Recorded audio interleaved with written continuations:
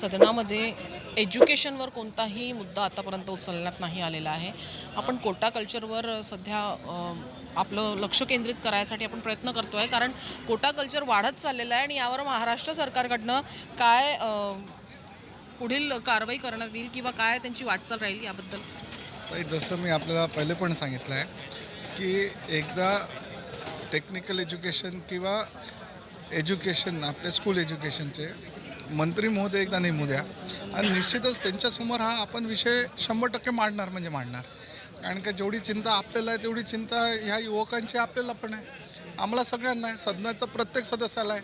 आणि कुठलाही युवक आपल्याला माहीत आहे आपल्या भारताचे भविष्य आहे आणि भविष्य वाचवण्यासाठी जे काही पर्याय आमच्याकडे आहे ते पूर्ण आम्ही प्रयत्न करणार आहोत. सर, परभणीचा मुद्दा खूप जास्त तापलेला आहे. आता काही क्षणापूर्वी मोर्चा पण निघालेला आहे. बाबासाहेब आंबेडकरांच्या संविधानाची विडंबना करण्यात आलेली आहे. यावर अजूनही महायुती सरकारचा काही निर्णय आलेला नाही आहे, काय म्हणा?